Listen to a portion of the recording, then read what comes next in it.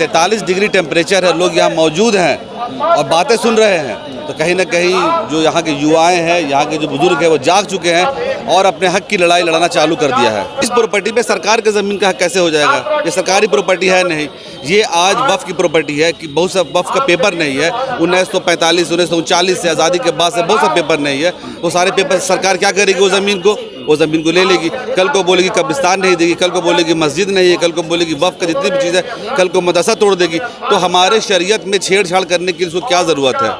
अगर यूँ करना है तो पहले मठ से शुरू करें। अब आपके पास अपना मठ है, ये मुसलमानों की प्रॉपर्टी पे मुसलमानों के तो कुर्बान होने की ज़रूरत क्यों है? उनको बिना मांगे अब क्यों हमारे लिए इतना कर रहे हैं? हम नहीं चाहते कि मोदी सरकार हम लोग के लिए कुछ भी करे। 200 से ऊपर लोग थे, क्योंकि सिर्फ मुसलमान नहीं है, मुसलमान तो 24 या 25 है सांसद है, लेकिन जो 200 से ऊपर है कौन थे? वो हमारे इसी देश के सेकुलर थे, जो 3:30 बजे रात में जागे थे और बज़ाब्ते हम लोग के वफ़ के ख़िलाफ़ उन्होंने आंदोलन किया और कर रहे हैं। तो हम लोग जितने भी लोग हैं, हम लोग चाहते हैं कि जो बिल को वापस ले। जैसे हमारा वफ़ चल रहा था वैसे चलने दे। हम लोग खुद हैं अकल वाले, शौर वाले, हम लोग इतने सारे लोग हैं, हम लोग मिल के उसको बेहतर करेंगे। सरकार इंटरफेयर नहीं करे, बिल को वापस ले। हमारे शरिया के जो लोग हैं, जो अमीर हैं, उन्होंने कहा है कि अगर गांधी मैदान हमने भरा है, कल को हम लोग इंशाअल्लाह दिल्ली रामलीला मैदान में जाएंगे और अपने हक के लिए तब तक लड़ेंगे जब तक इसका फैसला ना आ जाए। हम लोग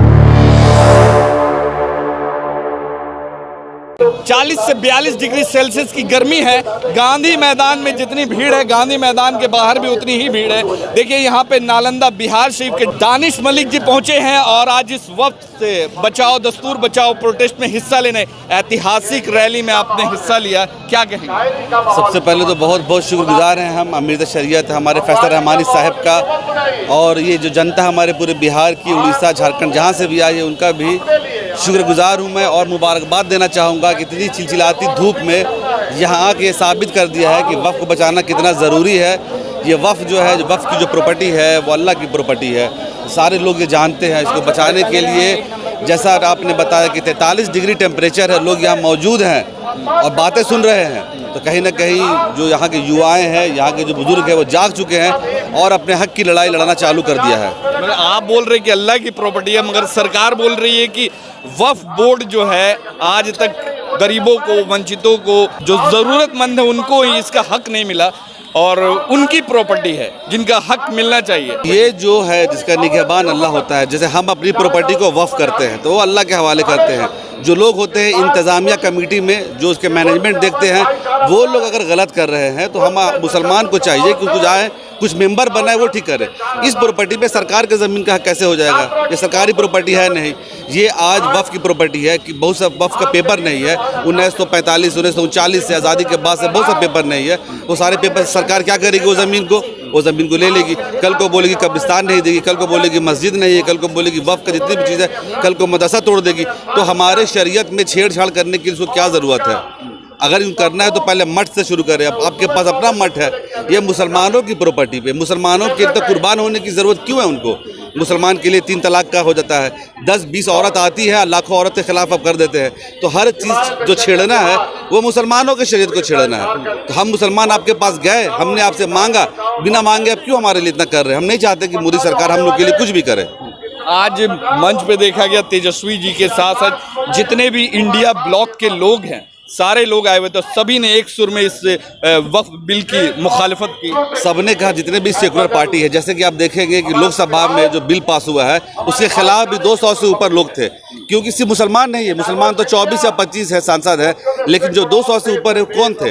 वो हमारे इसी देश के सेकुलर थे, जो 3:30 बजे रात में जागे थे और बज़ाब्ते हम लोग के वफ़ के ख़िलाफ़ उन्होंने आंदोलन किया और कर रहे हैं। तो हम लोग जितने भी लोग हैं, हम लोग चाहते हैं कि जो बिल को वापस ले।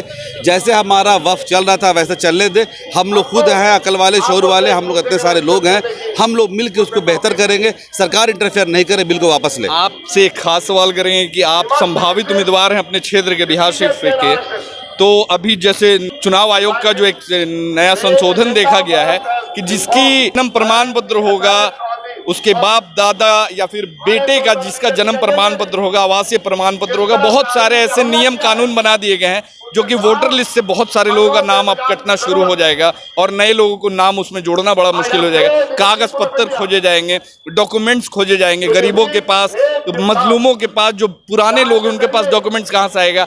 आप भी इलेक्शन लड़ना चाहते हैं, तो क्या देखते हैं वोटर से ऐसा क्या प्रभाव पड़ेगा? देखिए, ये जो एनआरसी सीए का जो विरोध हम लोग कर रहे थे, उसी को सरकार चोरी से लागू करना चाह रहा है, बैकडोर से। उनका क्या है कि जो 1987 से पहले जो लोग का पैदाइश हुई है, उनको चाहिए जन्म प्रमाण पत्र चाहिए।